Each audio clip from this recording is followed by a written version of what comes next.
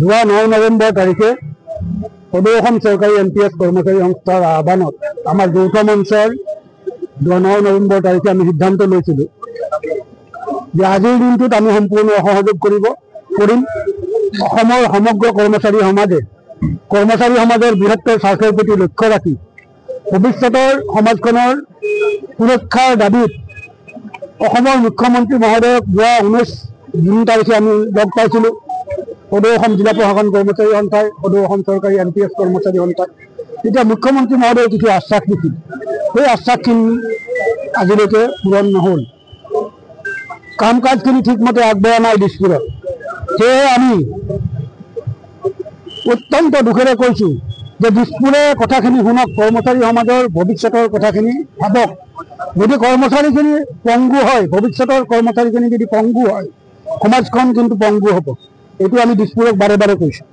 গতিকে আমি দিছপুৰলৈ আহ্বান জনাইছোঁ, অনুৰোধ কৰিছোঁ, তেখেতসকলক শতবাৰ অনুৰোধ কৰিছোঁ, এই নিম্ন বেতনভোগী কৰ্মচাৰীখিনিৰ কথা দিছপুৰে শুনক। আৰু ৰাইজকো আমি অনুৰোধ জনাইছোঁ, আজি ৰাজপথৰ পৰা আমি ৰাইজকো অনুৰোধ জনাইছোঁ, ৰাইজে ভৱিষ্যতৰ সমাজৰ প্ৰতি লক্ষ্য ৰাখি ভৱিষ্যতৰ নতুন প্ৰজন্মৰ ভৱিষ্যত সুৰক্ষাৰ প্ৰতি লক্ষ্য ৰাখি কৰ্মচাৰী সমাজখনক OPS প্ৰদান কৰিব লাগে। NPS চৰকাৰে বাতিল কৰিলে আমাৰ কেন্দ্ৰীয় চৰকাৰে তেখেতসকলে UPS দিছে। UPSৰ ফৰ্মুলা কি হ'ব, UPS কেনেকুৱা হ'ব, আমি কৰ্মচাৰী সমাজখন কিন্তু এতিয়াও অন্ধকাৰতে আছে।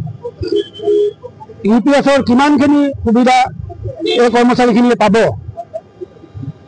20-22 বছৰত চাকৰিত সোমাই, 18 বছৰত চাকৰিত সোমাই, 60 বছৰ বয়সত তেওঁৰ আৰ্থিক ব্যৱস্থাটো কি হ'ব, আজি কিন্তু চৰকাৰে আমাক কৈ দিব পৰা নাই, আৰু আমিও নিজেও নিশ্চিত নহয়।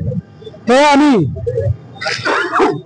অত্যন্ত দুখেৰে আৰু উপায়বিহীন হৈ আজি আমি চৰকাৰৰ মনোযোগ আকৰ্ষণ কৰাৰ কাৰণে, চৰকাৰক আহ্বান জনোৱাৰ কাৰণে, চৰকাৰক অনুৰোধ কৰাৰ কাৰণে আমি ৰাজপথলৈ ওলাই আহিব লগা হৈছে।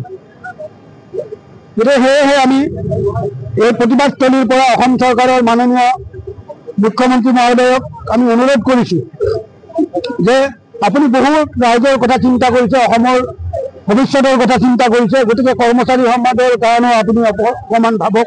আপুনি নিশ্চয় ভাবিছে, আমি আশা কৰিছোঁ তেখেতে নিশ্চয় ভাবিছে, কিন্তু ভবাখিনি তেখেতে সোনকালে কাৰ্যকৰী কৰক, তেতিয়া নিশ্চয় অসমৰ ভৱিষ্যতৰ কৰ্মচাৰীখিনি উপকৃত হ'ব আৰু সমাজখনো উপকৃত হ'ব।